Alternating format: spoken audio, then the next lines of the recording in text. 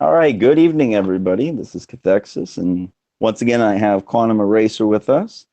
And what we're going to be going over today is probably one of John's favorite topics, and this is quantum mechanics and a couple experiments that demonstrate its validity and what the implications are, what it means. So, of course, as usual, he's got some really good quotes that back up these ideas, and we're just going to kind of go over the basics. Now, how you doing tonight, John? I'm doing fine, sir. That's good, man. Ready to go. Nice. Well, before we get going on everything fully, and what we're going to do is play a video. Now, this is fair use. We want to make sure that we, I want to say that, I guess. But what it is a basic understanding of the double slit experiment. So this will be very helpful going in, even if you know it or not. It's just a short 5-minute video. So go ahead and we're going to watch this, and we'll talk about it a little bit when we're done, and then we'll get into the main presentation. So let me go ahead and put this up. And I'll be playing it from my speakers, so I'm going to stay open. And here we are, the granddaddy of all quantum weirdness, the infamous double slit experiment. To understand this experiment, we first need to see how particles, or little balls of matter, act. If we randomly shoot a small object, say a marble, at the screen, we see a pattern on the back wall where they went through the slit and hit. Now, if we add a second slit, we would expect to see a second band duplicated to the right. Now, let's look at waves. The waves hit the slit and radiate out, striking the back wall with the most intensity directly in line with the slit. Brightness on the back screen shows that intensity. This is similar to the line the marbles make. But when we add the second slit, something different happens. If the top of one wave meets the bottom of another wave, they cancel each other out. So now there is an interference pattern on the back wall. Places where the two tops meet are the highest intensity, the bright lines, and where they cancel, there is nothing. So when we throw things, that is matter, through two slits, we get this, two bands of hits.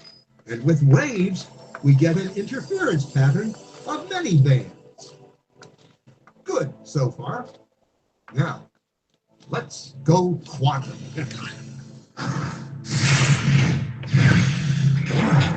An electron is a tiny, tiny bit of matter, like a tiny marble. Let's fire a stream through one slit. It behaves just like the marble, a single band. So, if we shoot these tiny bits through two slits, we should get, like the marbles, two bands. What? An interference pattern. We fired electrons, tiny bits of matter through. We get a pattern like waves, not like little marbles. How? How could pieces of matter create an interference pattern like a wave? It doesn't make sense. But physicists are clever. They thought, maybe those little balls are bouncing off each other and creating that pattern. So they decide to shoot electrons through one at a time. There is no way they can interfere with each other. But after an hour of this, the same interference pattern is seen to emerge. The conclusion is inescapable. The single electron leaves as a particle, becomes a wave of potentials, goes through both slits, and interferes with itself to hit the wall like a particle. But mathematically, it's even stranger. It goes through both slits and it goes through neither. And it goes through just one and it goes through just the other. All of these possibilities are in superposition with each other. But physicists were completely baffled by this. So they decided to peek and see which slit it actually goes through. They put a measuring device by one slit to see which one it went through and let it fly. But the quantum world is far more mysterious than they could have imagined. When they observed, the electron went back to behaving like a little marble. It produced a pattern of two bands, not an interference pattern of many. The very act of measuring or observing which slit it went through meant it only went through one, not both. The electron decided to act differently, as though it was aware it was being watched. And it was here that physicists stepped forever into the strange never-world of quantum events. What is matter? Marbles or waves? And waves of what? And what does an observer have to do with any of this? The observer collapsed the wave function simply by observing.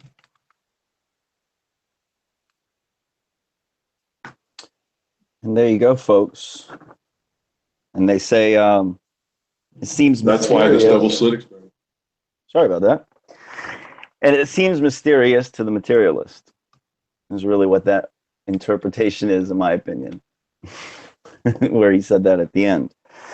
So we're going to get into breaking this down a little bit. And John here's going to demonstrate another particular fail-safe experiment that explains this, well, it validates this phenomenon a little bit more thoroughly. So I'm going to go ahead and present you now, John. Okay. And so just click share screen and you should be good.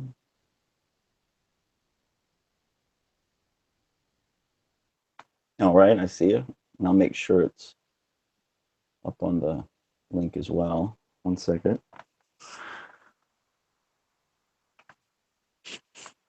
Yes, sir. We're good to go.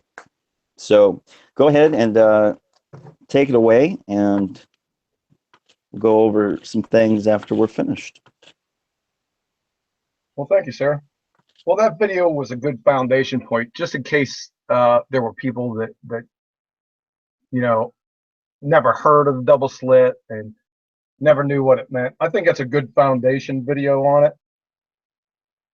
And it'll clear a couple things up, but then it raises so many questions. And that's what I wanted to present here for today. So as you can see, with quantum mechanics, all you have to do, it's kind of fun, is just utter these two little words to, at the dinner table or a family get together, and just look at the looks that you get. And they'll be looking like this. A lot of people be shaking their head and there's so much mystic and woo-woo ideas and new age ideas that surround these ideas. Yeah, even people that just casually hear the quantum mechanics, they had never even found out what those two words meant. They still get that look and start to shake their head like they do know. Mm-hmm. Which baffles me, but anyway, I like to do it every once in a while. When I get around a lot of people, I'll bring the topic up. Won't go into it any great depth, just to see their reaction, but that's what you usually get. So, well, why is that? Well, most neither have the time or the inclination to bother with such things. But for the layman who informally treads into this area, they're immediately confronted with numerous barriers. Some that we already talked about, the background noise. You get mathematical formalism, and like Cathexis said, the woo characterizations, and the snake oil prognostications. I really don't understand why that is. when I first treaded into this territory, but I quickly found out why. Yeah, I have So a I have a pretty good theory myself. I think we'll go over that later because I think it illustrates Okay. the lack of understanding of a materialist paradigm that they come up with all these erroneous ideas. But anyways, go on, John. Okay. Even if you go the formal institutional route, at university, 99.999% of your undergraduate and graduate level studies will fall immediately into this core category: to shut up and calculate. We've heard this term before. I think Richard Feynman was the first one to coin the phrase, but from Nicholas Geeson, he's a professor of physics at Geneva University. He says, in short, then, the mathematical formalism of quantum theory provides no explanation. Why? Well, we talked about this before. Mathematics can only describe. Mm-hmm. He goes on to say, only a way of doing calculations. That's all it does. Some physicists conclude that there is nothing to explain. Shut up and calculate, they would advise us. Wait a second. This is physics. We need explanations, not descriptions. Any idiot can describe something. It takes a little different category and a little bit more acumen to explain something. And like I said, why is that? Why is there nothing to explain? Well, there's a means to their ends. Since the majority of scientists, which most professing are not, have an a priori adherence to their fairy tale religion, material realism, and atheism, the irrefutable experimental evidence in the literal thousands without exception of quantum mechanics, the most successful branch of physics in history, stands in direct contradiction to it. That puts them in a very uncomfortable position, vice-like, because you can either reckon with the scientific evidence, and there's boatloads of it, and adjust your worldview accordingly, or you close your eyes, put your fingers in your ears, and say, shut up and calculate, la, la, la, over and over, and let the cognitive dissonance rule the roost. Then what you do is you start erecting barriers and start labeling it. Quantum weirdness, spooky, strangeness, absurdity, paradoxical, bizarre. These are all the watchwords. This is what you're going to hear. Even Dr. Quantum before said something about it. The weirdness. Yeah, it's run for the hills. Who's going to stick around then? See, that denotes a fringe science, which is the exact opposite of what it actually is. It surely is all of these. It's weird, spooky, strange, absurd. It's all those, sure. If you're wearing materialist and realist and atheistic glasses, sure, take them off. But no, they then conjure up and float mind-numbing interpretations, what are rescue hypotheses. For example, many worlds, the old multiverses deal, that can never be falsified, as a get-out-of-incoherent-jail-free card to cloak their mind-numbing adherence to fairy tales with a facade of science, which are merely clumsily contrived just-so stories, to obfuscate having to give account for the ludicrous scientifically falsified stance. Well, they're busted, and they know it. So, Richard Feynman, he's pointed out that every statement in quantum mechanics is just a restatement of Heisenberg's uncertainty principle. Well, if that's true, well, what did Warren Heisenberg think about all this? Well, the first gulp from the glass of natural science will turn you into an atheist. But at the bottom of the glass, who's waiting for you? That's his conclusion. So, well, let's get to it. In the following discussion, I'll be talking about photons to limit confusion, but everything I discuss applies equally to all elementary particles, atoms, and molecules. So let's head back to Richard Feynman again. This is pretty outstanding. He says that the entire mystery of quantum mechanics is in the double slit experiment. Well, thanks a lot, Richard. I mean, that kind of narrowed the field down a bit, right? So let's take a look. So here's what we get in the typical double slit experiment. In Young's double slit experiment in 1801, this one to the right is what he saw. He saw an interference pattern, right? But later on, and we'll get to this, if you look real close to the left pattern, this is no interference. This is like marbles going through the double slit, right? If you look real close in here, you can see that they're real tiny spots or quanta. That's where quantum mechanics gets its name. Oh, like digits, there's particles hitting here. Now over here in this interference pattern, if you could zoom in here, you're going to see the same thing. There are little particles, discrete chunks of energy and momenta that hit this photographic plate. See, the argument isn't whether particles are hitting here. That's not the argument, because that's what's hitting here.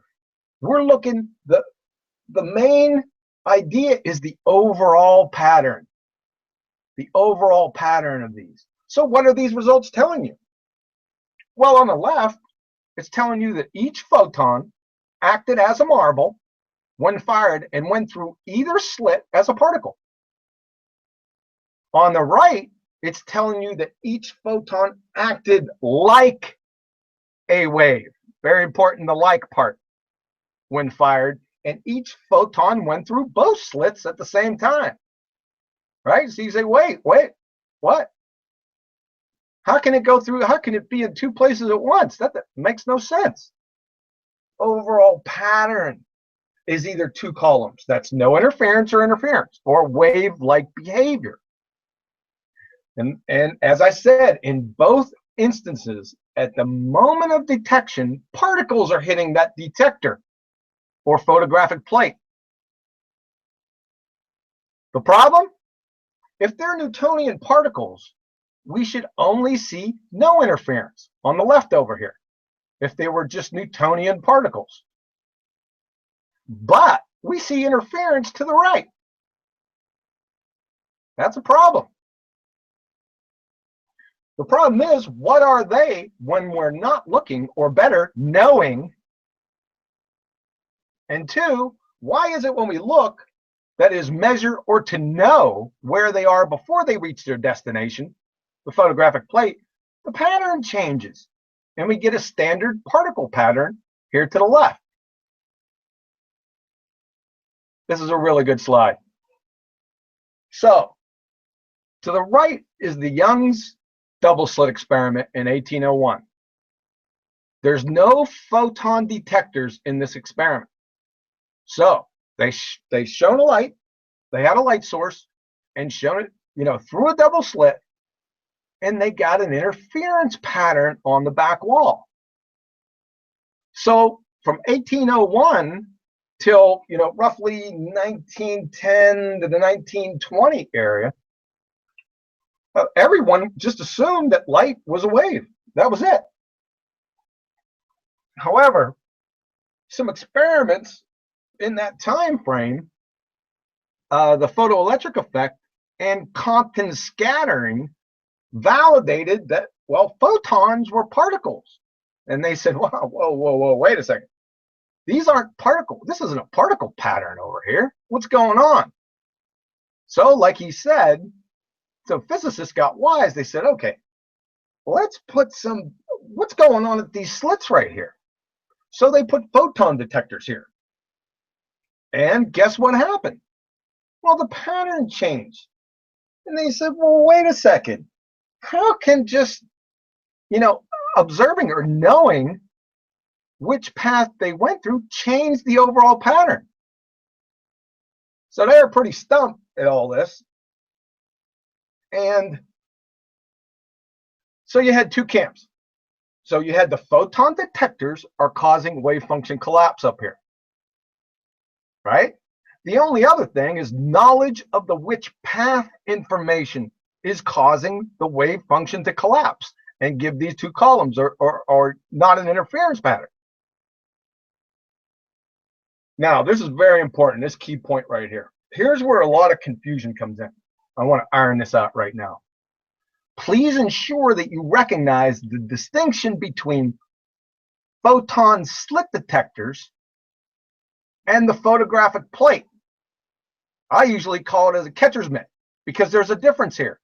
You have photon detectors, which are at the slit and detecting any photons going through the slit, and you have the background plate or the photographic plate.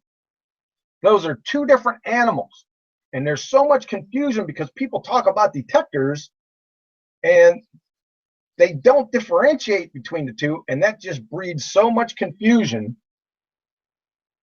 So I wanted to iron that out, and you'll see how that irons out here in a few minutes. So like I said, here's your two camps. There's only two choices here. So what they did was, to resolve the situation, the quantum eraser experiments were designed to settle the question on the mechanism of wave function collapse. So it had to take some time. In fact, it took to the year 2000 till they got enough technology and the wherewithal to do the experiment. So let's go through the scientific method. So you got step one, observe a phenomenon. Well, photons, elementary particles, atoms, and molecules exhibit both wave-like, that's interference patterns, or particle behavior. That's no interference pattern. Step two, whenever you have a hypothesis test, you always have two hypotheses. One's the alternative and one's the null. The alternative is if the which path information is known or can be known, then we will observe no interference. Conversely, if the which path information is not known or it's erased and never can be known, then we will observe interference. And of course, the null hypothesis is if the environment, that is the slit detectors, is the mechanism for wave function collapse or causing it, that's called decoherence. Quanta with a physical measuring device, and in this case, like I said, it's slit detectors, not the catcher's mitt, then we will not observe any change in pattern between the catcher's mitts. These are called detectors, like I said. It breeds confusion, but these are catcher's mitts, and you'll see them here in a second. Detectors or catcher's mitts will denote no interference. Our independent variable in this experiment is inside the experimental setup. You're going to see that here in a minute. And it's the paths. You've got known paths, and that's D3 and D4, versus unknown paths, D1 and D2.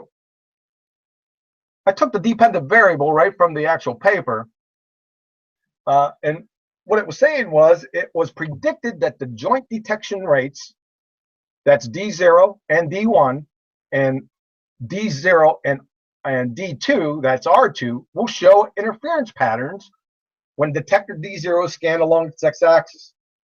This reflects the wave property, both path of photon 1. However, no interference will be observed in the joint detection counting rates of R3 and R4 when detector D0 is scanned. All right, so that's pretty cut and dry. So to solve this issue and to answer which one of the two camps here was correct, the delayed choice quantum eraser was devised. And since this is kind of small on my screen, I'm going to switch over. Let's go to a bigger one.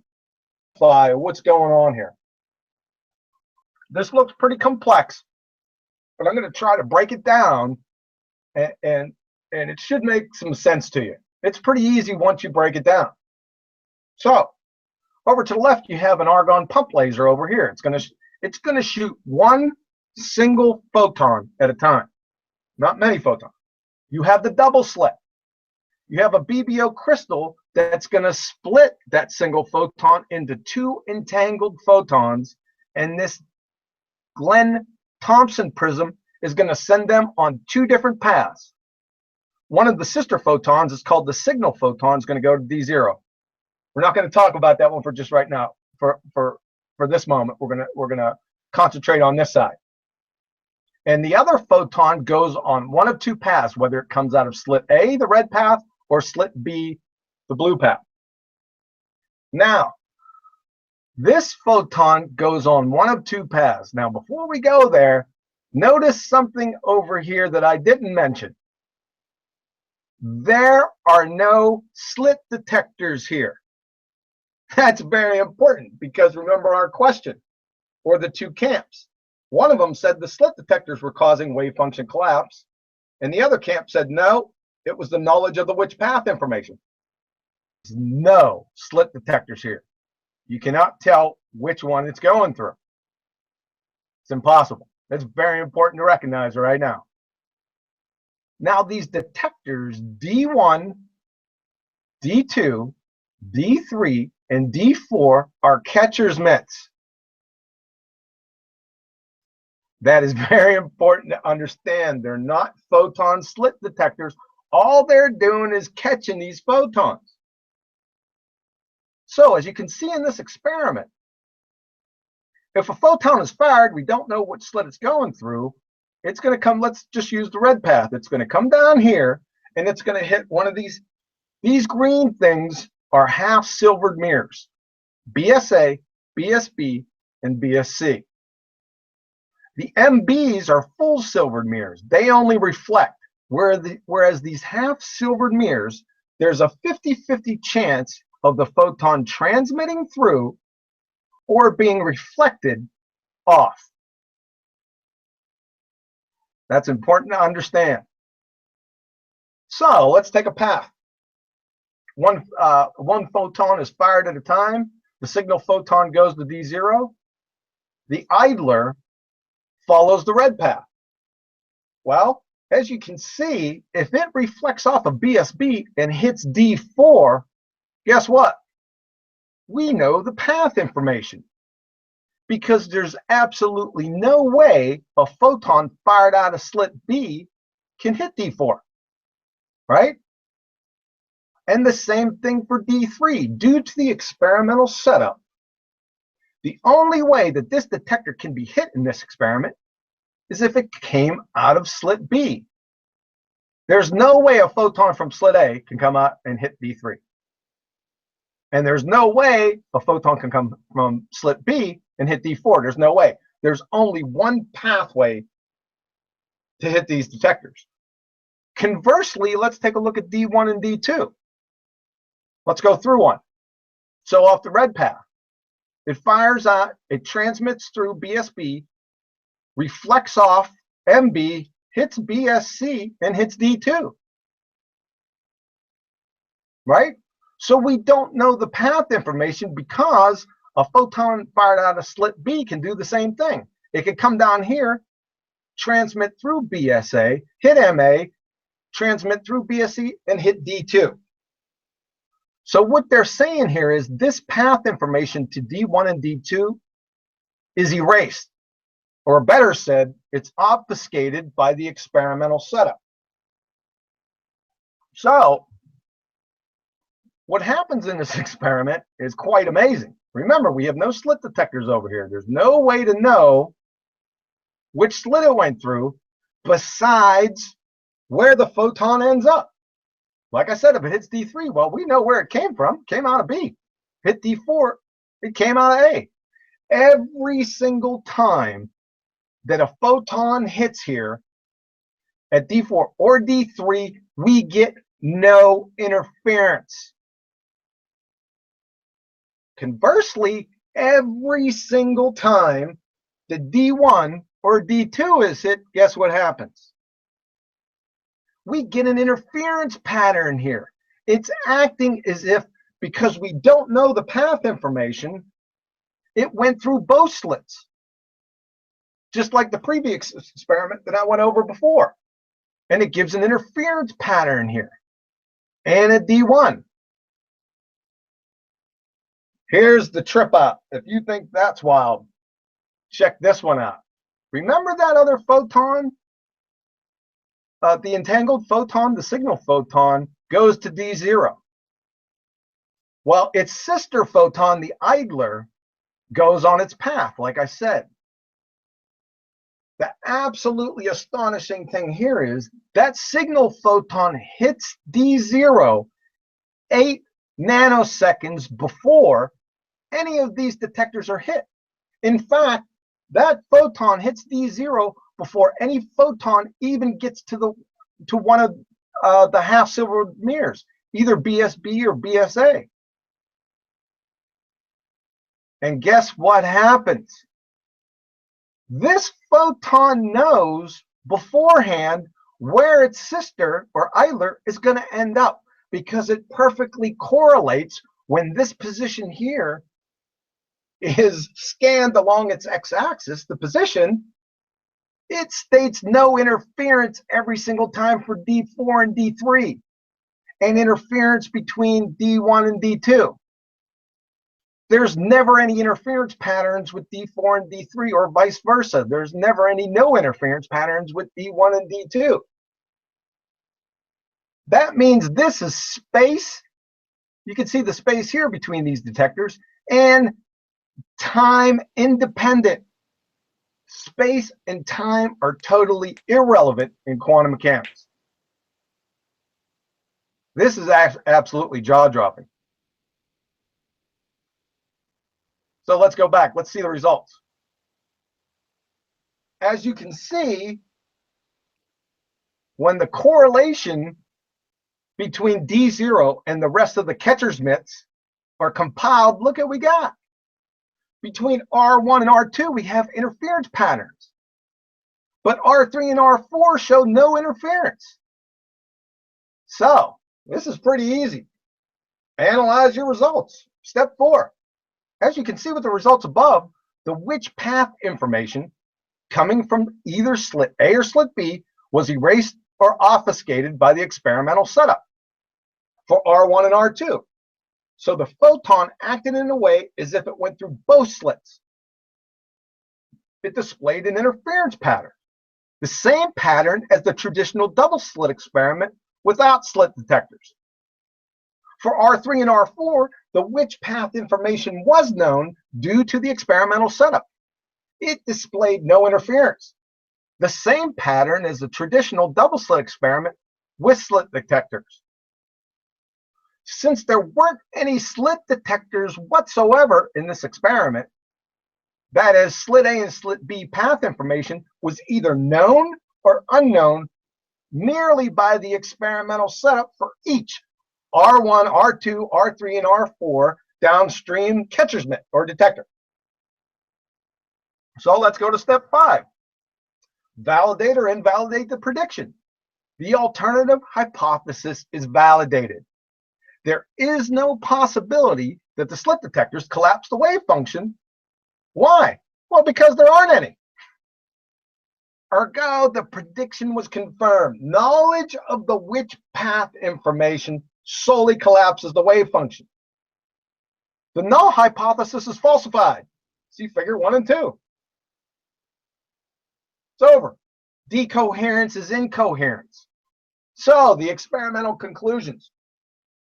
The existence of the which path information alone causes wave function collapse. Decoherence, the physical interaction with measuring devices, the slit detectors, does not cause wave function collapse. Why? Well, there weren't any slit detectors. And 3, QM phenomenon transcend time and space. That is, space-time is bunk. That's why Einstein tried to debunk quantum mechanics, because it was debunking him. Spooky action So at a the additional, distance. yeah, additional confirmation.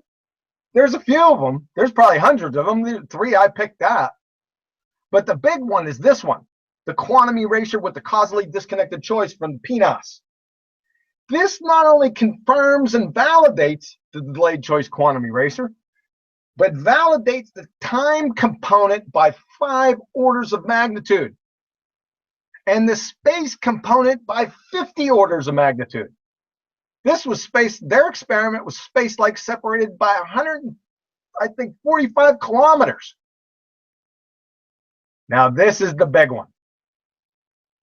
The gobsmacking implication here is that not only are there no slit detectors at the double slit, but the which path information isn't revealed from the photon's perspective until after the fact.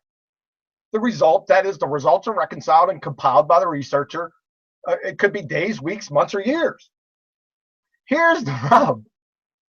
The photon knew that you knew where it came from and where it was going to end up before it ended up, and changed its behavior accordingly. So, what's that sound like? That sounds a whole heck of a lot like omniscience, doesn't it? A little bit. It sure does to me. That is the gobsmacking implication. See, it went one step further, not only reconciling, our problem here, the photon to two camps, but it went one step further and to say, you better start over because there's a problem in Shangri-La. Yeah, they're operating with the wrong premises. Mm-hmm. And that's why they can't make sense of this. That's why it's such a... It seems like mysticism to them. That's why they all turn to mystics, all these quantum mechanics, these theorists. It is mysticism to them because remember, they have the glasses on, the atheistic, materialistic glasses. Yeah, exactly. It sure is crazy if you have those glasses on, yeah. Yeah, so I could Professor agree. John Wheeler, check this out from Professor John Wheeler. Yeah, this is years before this experiment even took place. These guys knew it. It begins to look as we ourselves, by our last-minute decision, have an influence on what a photon will do when it has already accomplished most of its doing. We have to say that we ourselves have an undeniable part in what we have always called the past. The past is not really the past until it has been registered. Or put it another way, the past has no meaning or existence unless it exists as a record in the present. That's why Niels Bohr said, no phenomenon is a phenomenon unless it is an observed phenomenon. So a little sidebar here. That means all the fairy tale justo story prognostications, for one example, radiometric dating, or any dating method for that matter, by the metaphysical pseudoscience priest telling us what happened in the past, remember these guys, all these guys. This is all cod swallow, validated by experiment. So Rhodopiros, the moment at which we can throw away one possibility and keep only the other is when you finally become conscious of the fact that the experiment has given one result. You see, the quantum mechanical description is in terms of knowledge, and knowledge requires somebody who knows. He is all over this. Alas, we live in a virtual construct. Who's the programmer or the knower? Gotta have one. In conclusion, in order for matter to exist, there must be a knower first. See, Martin Rees knew this. All these guys knew this, back in the day. Check out what he says here. Listen to this contradiction. In the beginning, there were only probabilities. The universe could only come into existence if somebody observed it. I would say who knew the path information. It does not matter that the observers turned up several billion years later. The universe exists because we are aware of it. See, these two are contradictions. Yeah. So hopefully he was saying this tongue in cheek. I'm pretty sure he was. They usually do. It has that tone to it. Mm-hmm. Like, come on, guys, let's get real out there without saying it, without explicitly saying it, just implicitly. Right. So let's get to some housekeeping, because there's been a lot of people I've been coming by trying to debunk quantum mechanics. I mean, I was laughing hard. And this has just been recent. Through the years, I haven't come about too many people. They may have some issues with the double slit experiment, but the delayed choice quantum eraser takes care of them. It does. Any comeback, anything they try to conjure is destroyed by the delayed choice quantum eraser. I haven't come up against one that it hasn't. That's why I call it the undisputed. So let's get back to this. To debunk quantum mechanics, This is tantamount to debunking water, by the way. So please, the first thing you want to do to debunk it, you need to take up the Quantum Randy Challenge. It's posted on Cornell's website. The Quantum Randy Challenge, henceforth QRC, challenges any pseudoscientist, you as it were, who claims that quantum physics is not true and that quantum entanglement experiments can be explained by a classically realistic and locally causal model. So what you get for your troubles, they're offering a Nobel, and whatever this is worth now, I don't know. I haven't checked that. But in addition to that Nobel, they're offering an additional $1 million US. So they're trying to see if you can explain it in Newtonian. Not only explain it, you need to show it by experiment. Yes, but in a Newtonian way is what they're trying to say. Okay. Because okay. they know they can offer these things because they know they're not going to be able to do it because they have metric tons of truckloads of experiments all validating the same thing. So they know you're not going to be able to do it. So all you have to do is prove naive realism or local realism is true and not observation dependent. Yep. 4+ years now and still no takers. Well, I wonder why. Yeah. That's why. But if you do this, then this will happen. If you do this today, debunk quantum mechanics, then this will happen tomorrow. The understanding of all physical laws will collapse. Like Professor Shankar, the chair of physics at Yale, says, the laws of physics are always quantum mechanical laws. You don't have separate laws for big and small things. The real question is, how do these very same laws, when applied to big things, by big things I mean things you see in daily life, give the impression that the world is Newtonian? It's given the impression. If I give you the impression that I'm Superman, am I Superman? No, I'm not Superman. I'm giving the impression that I am. And by the way, say goodbye to current understanding of chemistry, biochemistry, and genetics. Number two, technologically speaking, we'd be plunged back to the Dark Ages. These and the associated industries would all implode in a nanosecond. Here's a short list. The entire computer industry, along with the internet, goodbye, all smartphones, lasers, fiber optics in general, spectroscopy, atomic clocks, and MRIs. Those will be going tomorrow. Yeah. From Scientific American, without quantum mechanics, there would be no transistor, and hence no personal computer, no laser, hence no Blu-ray players. The information age, of course, came about because of semiconductors and solid-state physics, which were enabled by quantum mechanics. Stephen Weinberg puts it quite nicely, I think. I'm tempted to say that without quantum mechanics, we'd be back in the Dark Ages. I guess more accurately, without quantum mechanics, we'd be back in the 19th century. Steam engines and telegraph signals. Why? Well, a big reason is because of this. Now, disregard completely orbits. These are not orbits. Electrons do not rotate around any nucleus. Okay, if you're unsure about that, I have a couple. Yeah, it's just I citations think the misconception is they're just using it as a type of explanation or visual as to what may be happening, but people get confused.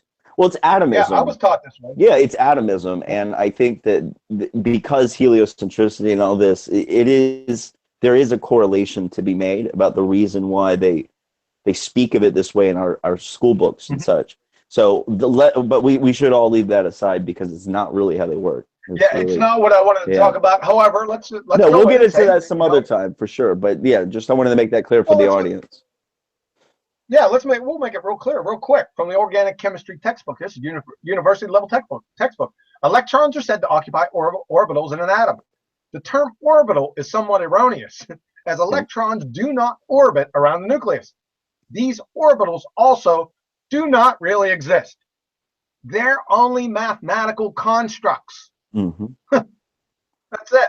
From Walter Lewin. He's the professor of physics at MIT. These discrete energy levels are frequently represented in high school and college level textbooks as circular orbits. They compare the electrons around the nucleus with planets going around the sun. And that doesn't even happen. In well-defined orbits. Yep, that's a misconception, for sure. Exactly, yeah. He says, for sure, they are not orbits. Yeah, So they're energy we can levels. disregard that right now. These, yeah. Why I wanted to put this here is to explain a very important concept. Sure, sure.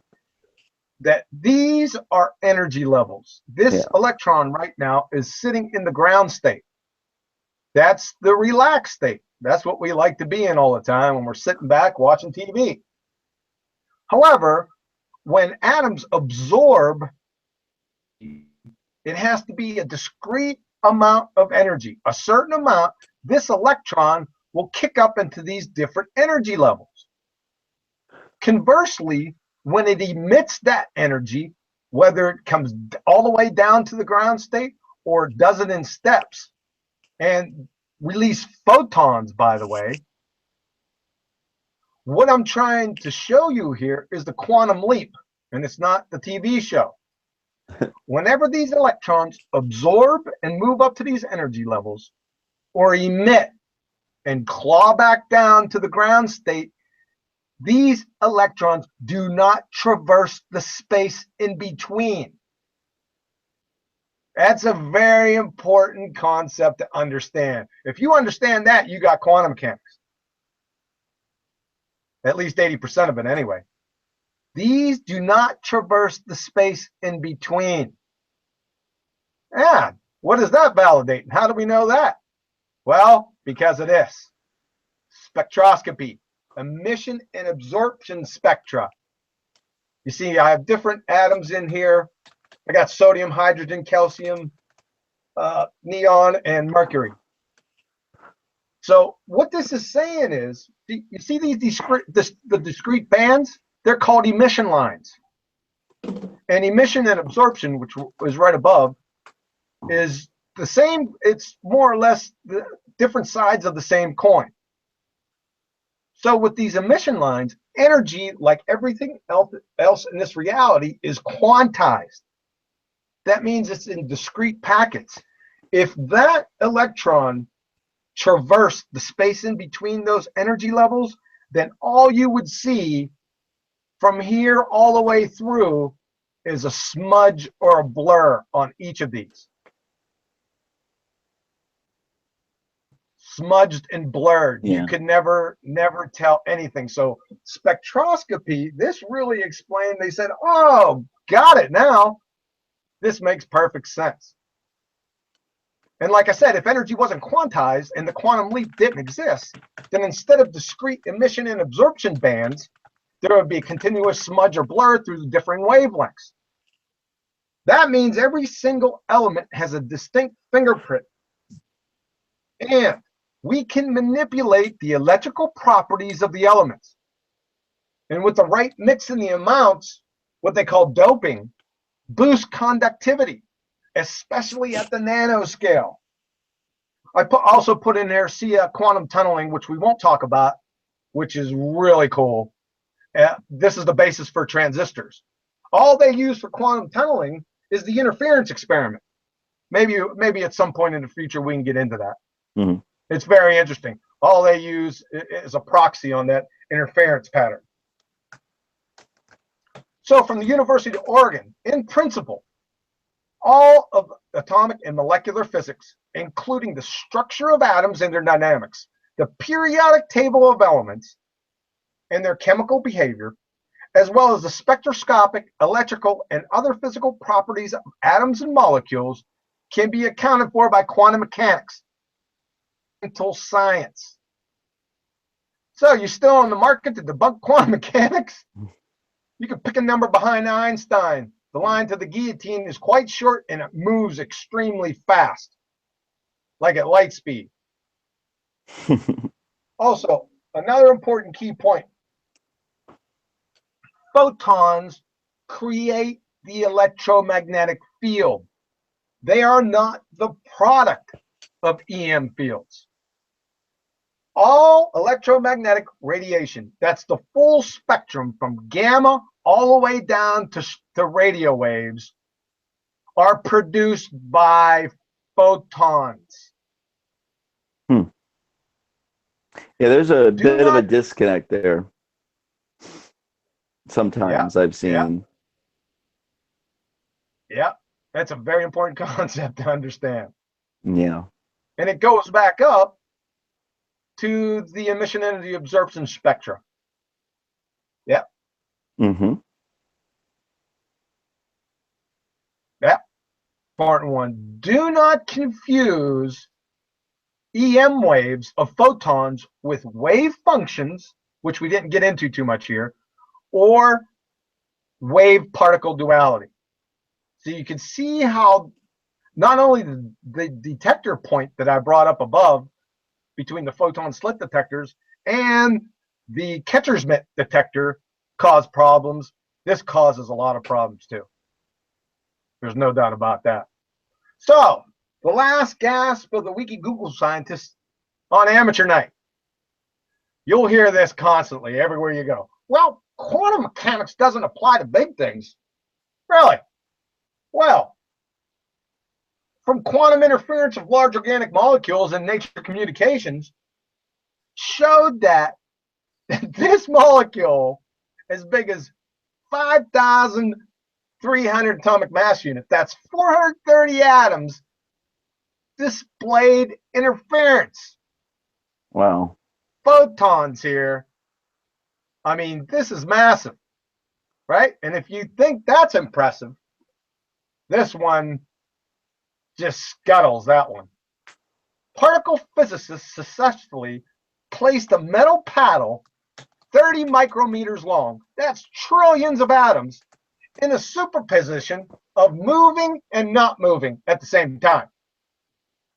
A team of scientists from nature has succeeded in putting an armed object large enough to be visible by the naked eye into a mixed quantum state of moving and not moving. And this paper is by Aaron O'Connell. It's the quantum ground state and single phonon control of mechanical resonator. It's in Nature. And here's a video of it right here, of him personally talking about the experiment. Maybe I can hand that off to you. Maybe put that in the description. In conclusion, quantum mechanics has taken the mytho-mathematics of Einstein, Newtonian mechanics, and the kung fu death group of materialists, atheists, the religious fairy tale that scientifically falsified belief system to the woodshed and bludgeoned them senseless. Phlogiston, 13th century alchemy, and Humpty Dumpty have more veracity. Have a nice day. Oh, side note, I forgot about this one. In 1924, Louis de Broglie, his doctoral thesis, he had a pretty eye-opening prognostication here. He said, well, see, if photons, which we thought were waves, are actually particles, then what if things we know are particles have wave-like attributes? So he then experimentally validated the same patterns and phenomena we've seen above with photons with electrons, which led to a Nobel Prize in 1929. Yeah. So That's I hope I explained this well. You know, it's difficult explaining complex subjects simply. In fact, didn't somebody say back in the day that if you can't explain it simply, then you don't know it well enough? I think 20 So, minutes is pretty good on a subject like this. So I think you nailed it, John. Seriously. I did the best what I could with trying to break it down. Well, that experiment's a bit complex in order Sure to, it is. like really. And I think though that there's just one point I want to go back to concerning that experiment is Sure. those. Do you want to go here? Yeah, if you just keep it up, that'd be perfect. So Yeah. D0 is just collecting a split of each one of those beams, and it's going directly in, which means it is not going to be affected in any way, right? Like how do you put that again with D0? So yeah, D0. So remember, a single photon is fired. Two entangled photons are generated by this barium borate crystal right here. Okay, and just quickly, so the entangled photon, what exactly is that? Can you briefly explain that? I just want to make sure our audience understands it. Well, it gets into a complicated subject. It goes into spontaneous parametric down conversion. We don't want to go there. Okay. All it does is it splits that original photon that came out into two sister photons.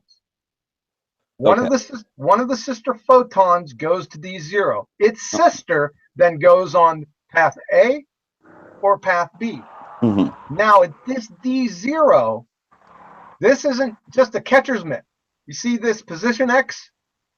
Every time that this hits this detector, this position is scanned and identified. And then it's sent to this coincidence counter here, along with all the other hits from the catcher's mitts. And then compares them, like the hit with D0, with the next photon hit. Because that's the next one to hit, because there's only one photon. But there is a time delay. So D0 will be hit first, and then several nanoseconds later, or up to seconds, probably nanoseconds, they can calculate it though. It will be hitting another one of the plates. Yep, it's 8 nanoseconds. It arrives at D0 8 nanoseconds before any detector is hit. And in fact, that the sister photon doesn't even get to these half silvered mirrors. It's here. It's in here. Yeah. So how can this know where the heck that photon's going? Yeah. It's quite troubling. Correlates every single time. There is no difference. It's either interference with D1 or D2, or no interference with D3 and D4. And that's so great that was an incidental find about this. The real experiment was really just to prove those, the knower and the whole witch path information. This showing the entanglement, that they're doing it first. I don't want to characterize it. I don't want to characterize it as incident. I mean, this is a brilliant experiment. Well, true. Yeah, I can't say that they probably weren't looking for that too, but I'm just saying at first glance. Yeah. But it's still a pretty amazing find. That's it's the delayed choice part. That's what this part is. The quantum eraser part went to settle those two issues that we had before with the experiment. Remember? Yeah. Whether the photon detectors were causing collapse in the original double slit experiment that we talked about before. And it's real easy because there are no photon slit detectors. They just took it out of the equation. Yeah, gotcha. Now this one, so the delayed choice quantum eraser, the one we're showing right now, who was that originally set up by, or group that set it up? Dr. And I might want to give you the source for that. Well, that's fine, but so you said that was recent. That was in 2000 that they finally got around to being able to do something like that. Is that right? Yes. So that dispelled a lot of confusion then, essentially. It did, but it seems I've been reading comments years before, just like I read with Professor Wheeler, and he's not the only one. They already knew this. Sure, I'm sure they could infer it, through their understanding of it. Yeah, but they didn't even it wasn't like they were questioning it. They were making firm statements, and I'm sitting there, well, wait a second. You haven't validated anything. So I don't know, maybe they were privy to other information, but it wasn't only Professor Wheeler, it was a ton of them. They were all stating things like this. But let me tell you something. Right here. I mean, this sent people off the deep end. You had physicists going in droves to the Eastern mystery religions. Why? Because they can't reconcile this No. experiment with their worldview. It's impossible. Yeah, absolutely. I agree. Everything that So you've presented in the past several shows has been pointing out the dogma of materialism and how these real sciences bust it up and show it for what it is. So it's a dogma, and it exists very pervasively in our society, and it's being pushed by pop science, which is making it stronger. And it's a propaganda. It's materialist propaganda. We see it every day in our news streams. So that's why we're doing this. But I do want to quickly ask, and this is probably a contentious issue, and I don't know if we have a good answer for it, but I sure. mentioned it earlier. I see a lot of people in chat trying to say that light is not a particle, that saying Really? that it's a wave. Well, there's there's the idea that Wheeler puts forth, and there's several other people. It goes against the whole thing, but there's the idea of the ether possibly, and remember I mentioned it earlier, the perturbation to the ether. But then someone brings up the point of like, okay, well, let's say if I have a bunch of photons collected on a collection plate, is it going to weigh more? Are photons mass? Is there mass to photons? But listen here. All you have to do, there's thousands of experiments that show this. Just send one photon towards a photographic plate. Can you see this here? You see little dots. Yeah.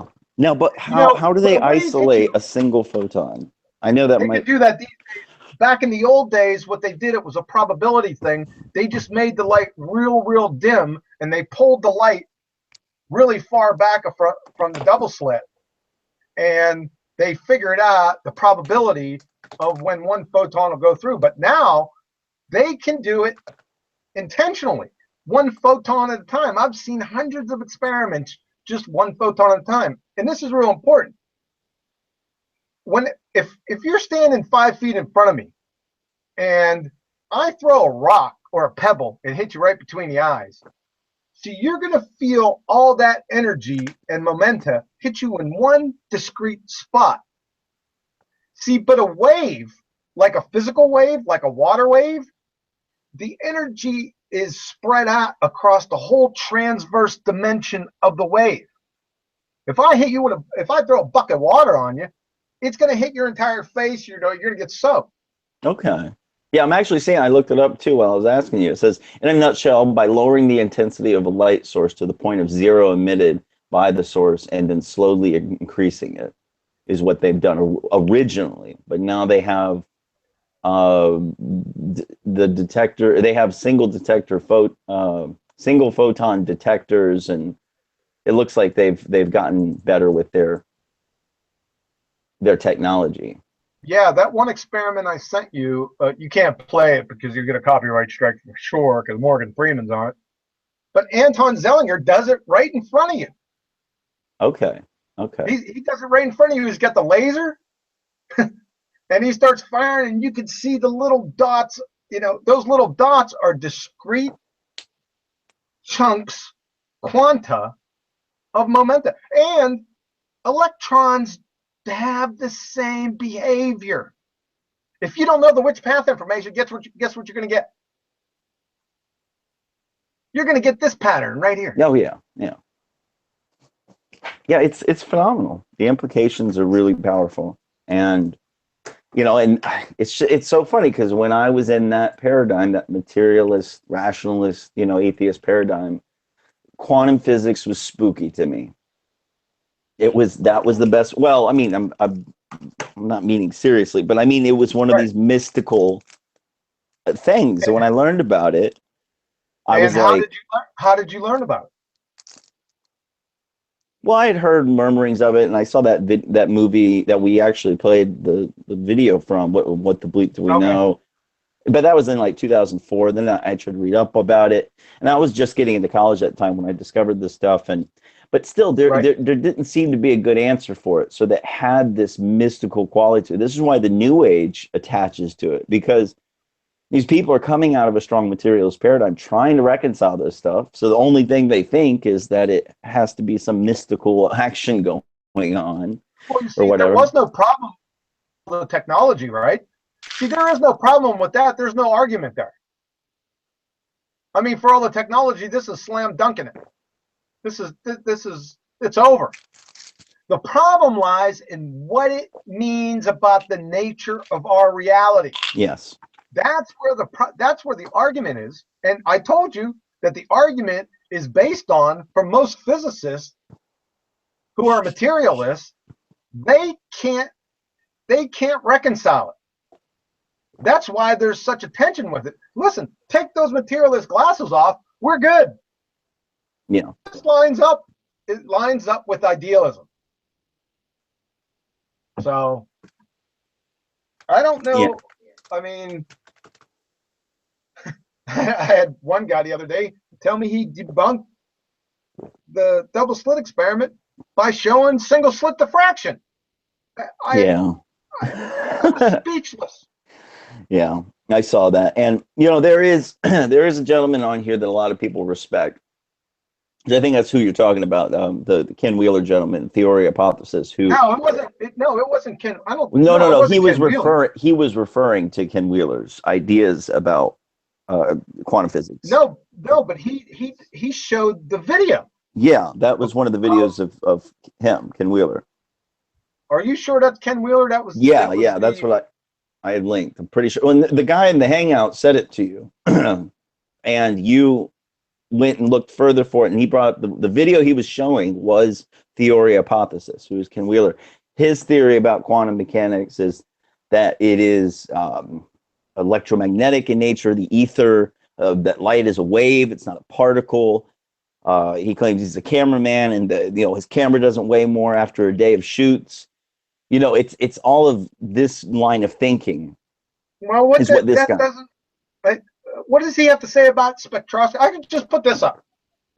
That's all I need. No, fair enough. But I want to make it clear for the rest of my audience. I actually agree with a lot of what Ken Wheeler says. But after seeing this presentation and speaking with you, John, about this, I think Ken Wheeler is wrong about. You can be wrong about some things and be right about others. Because surely. Yeah, because I think he is right about a lot of other things. He talks about the electromagnetic nature of our existence, and that gravity is really a static electric effect, and it's not this mass drawing mass, which I agree with too. And what did I say here? Photons create the electromagnetic field. They are just not the product of EM fields. Yeah, well, it's the photons that are making up the field. Yeah, I understand that. Sure. Yes. Yep. They produce the electromagnetic field. Mm-hmm. Yeah, absolutely. Yeah. So I think there's a lot lost in translation. You know, I think a lot of people are disconnected from the scientific method, the validity of certain scientific experiments, if done correctly and repeated properly, like you've presented with quantum mechanics and several other sciences you've showed in the past. A lot of people are unaware of that level of consistency. They have more of a colloquial understanding of these topics. And so, like, I've even said that I've even heard people say that quantum physics is nonsense 100%, or the atom doesn't even exist, and we're just being lied to. And so you got people who go down this conspiracy aisle, and it is what it is. That's why I'm doing this, is to show this to the public. Here's the problem, though. It's validated by the experiments are out there. Mm-hmm. You can go track them down. You can do them for yourself. You can do these for yourself. Yeah. That's the difference between quantum mechanics, real science, and cosmology, astronomy, astrophysics. They have no experiments. Yeah. That's what science is. Experiments. That's right. So good luck to you. That's right. Yeah, I'm with you, man. And that's the reason why I think it's so important to point these and hit these topics like we have consecutively too, is laying a foundation of understanding of, the tools to help a person kind of realign their paradigm. There's just so much misinformation about what science is. People conflate scientism and pseudoscience into their worldview and treat it as science. This is what causes people to basically fall at the feet of the white coats because and then they'll come up, what's your credentials? How can I believe you? Well, how about the credentials you need to see is your own ability to critically think? Yeah, How about that? Let the people take the information, measure you on the merits of the knowledge that you're passing on, and then move on. Well, I don't understand what's so hard to take information from people. It's so strange how these guys operate sometimes. But yeah, I'm looking forward to next week so too. listen, do yourself a favor and go through this experiment. Listen, I just went through this real quick, right? Get the original paper, go ahead and sit down and go through this. I mean, and critically think, okay, what's going on here? All right, I gave you a stepping stone to go here and go and critically think what is going on here.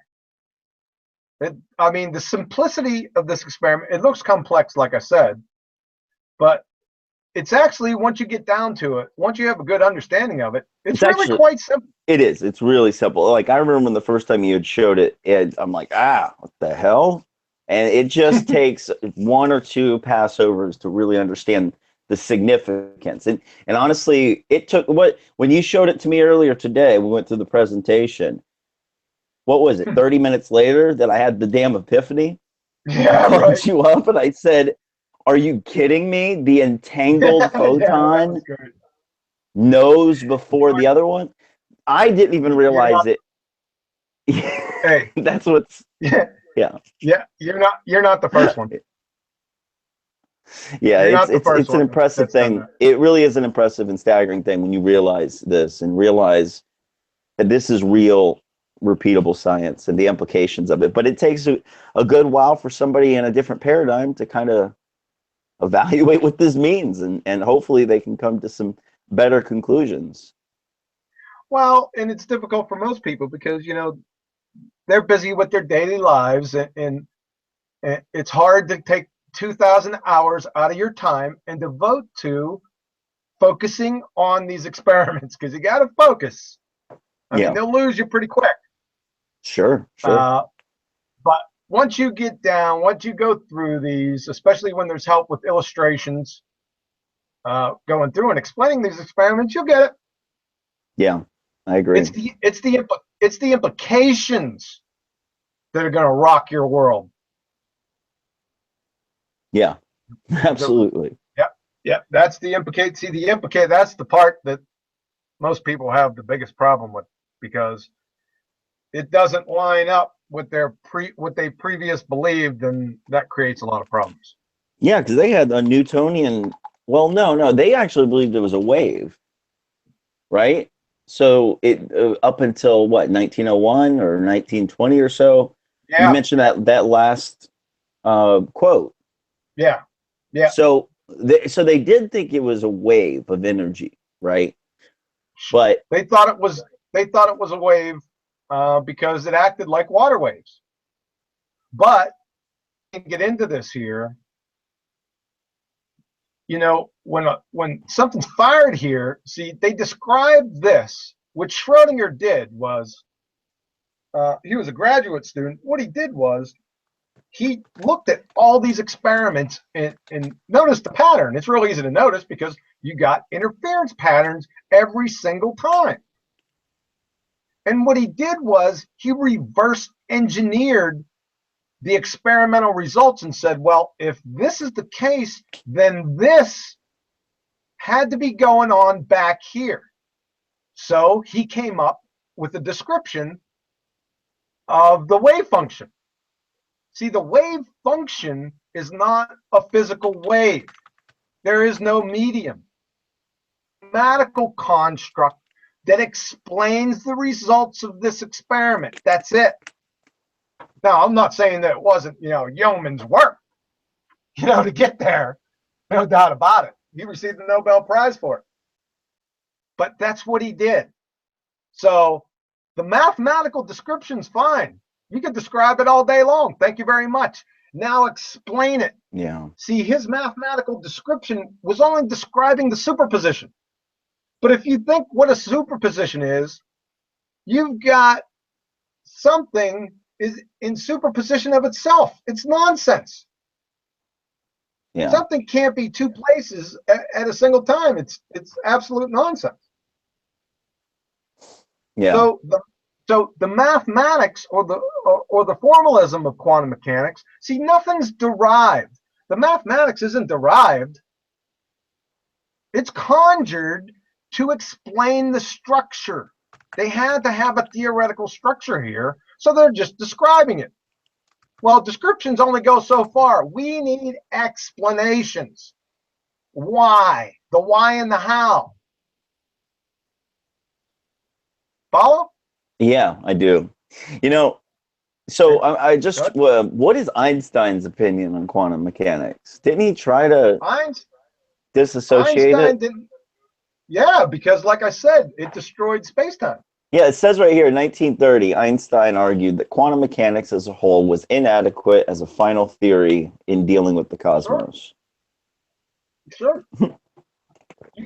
Quantum mechanics, quantum mechanics and special relativity and general relativity are mutually exclusive. They're married bachelors on their faces. So he had to come around and try and with the EPR paradox, and try to debunk quantum mechanics. Because if he didn't debunk it, well, he got debunked. Well, he got debunked, and he got debunked in officially. John Bell came up with his Bell's inequality, and then that was experimentally verified in the early 70s, and then validated again in 1982 by Elena Spey. So that's it was over then. It was over way before that. Yeah, yeah. But you won't hear much about that. Yeah, I'm seeing there's an article right here I just decided to look at. It said, what Einstein, wait, hold on. Oh yeah, Einstein versus quantum mechanics and why he'd probably be a convert today. And the opening sentence says, Albert Einstein may be the famous for his E equals MC squared, but his work also laid down the foundation. His analysis. Okay, well, this wasn't the one I was thinking of, but they were basically the other ones I looked at were saying how he just thought it was ridiculous and too bizarre, and it doesn't work. Yet he was pretty much wrong. It just it takes special relativity and general relativity to the woodshed. Oh, listen. I mean, third graders. Sorry. You don't even need quantum mechanics to take him to the woodshed. You can take it. Yeah, you're right. We already went over that. See the gravity video. I think it was one of our first videos with Jaron. Yeah. Just go to that video. I explained it to you there. It's over. Yeah, it's actually in this article from phys.org. It says, at the time, most quantum physicists adopted the shut up and calculate philosophy. Get on with the job. Don't worry about the philosophical issues. Just get the predictions. Wow. And their prediction, see, you can fire 1,000,000 photons, electrons, atoms, molecules towards this double slit, right? You can, if I fired 1,000,000th and one photon, you cannot predict where it's going. No. See, those quantum predictions are probabilistic. This is a histogram, basically. Let me get another one. This is a histogram, basically. It's a probabilistic prediction. So it's not an exact prediction. See, there's a big difference there. Yeah. So probabilistic histogram, it's just a probability distribution. Gotcha. And quantum tunneling uses this knowledge for transistors, for electricity regulation.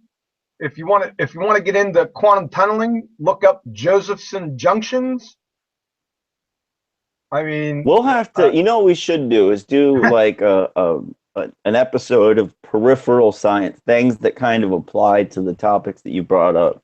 Because there's been a couple things that have come up, that you said we'll talk about later. So we'll have to do like a summary of it soon. But Yeah, that's definitely one I want to get into further, because there is a lot of unknowns when it comes to this, I think, for the public. And I know I'm learning a ton.